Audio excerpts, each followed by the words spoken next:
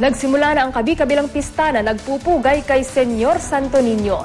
Alamin natin ang latest sa Sinulog Festival sa Cebu City. May report si Nico Sereno ng GMA Cebu. Senyor Nico, ano nang nangyayari dyan?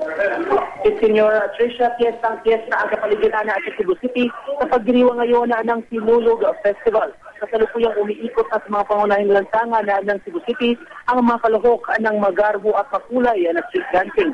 Ito ang pinaka-highlight ng Sinulog Festival kung saan natatahakin ng mga kalahok ang mahigit 6 na kilometrong ruta sa syudad hanggang sa katapusan nito sa Cebu City Sports Center. Kapag nagtipon na ang mga kalahok at street dancing doon sa Sports Center, saka magkakaroon na ng showdown ang mga ito. Pagkatapos ng programa ng showdown, at saka i-anunsyo ang mga kampiyon sa street dancing. Ngayong taon, may 4 na teams ang sumali sa Sinulog Street Dancing at 8 dito ay nagmula pa sa iba't ibang mga lalawigan. Tinatayang aabot sa 4 na milyong tao ang makikisaya sa Sinulog Festival ngayong taon. Kaya naman mahigpit ang inilatag na seguridad para sa mga nakikisaya sa pista.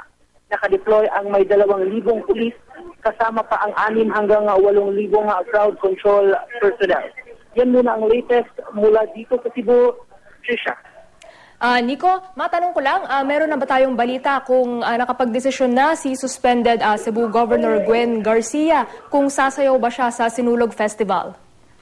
Actually, Trisha, yung natanggap natin na report na medyo unconfirmed pa as of this time, pero may mga sources natin na mula sa Capitol ang nagsabing tutuloy talaga si Governor Garcia, suspended Governor Garcia na sa pagsayaw sa Sinulog Festival.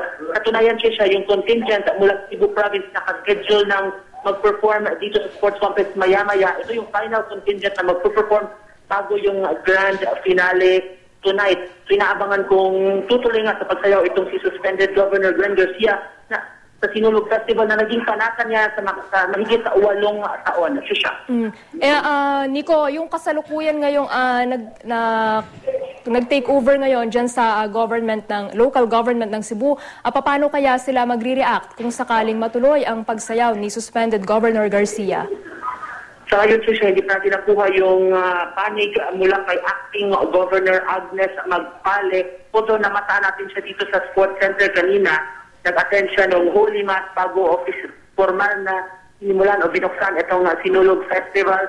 Yan ang aabangan natin kung mananatili ba dito si Acting Governor Magpale para manood sa mga performances hanggang sa performance mamaya ng Roskilde Festival ng Niluan na sinasabing kung tutuloy man itong si suspended Governor Garcia, yun yung contingent na sasayawan niya. Trisha. Okay, maraming salamat Nico Sereno ng GMA Cebu.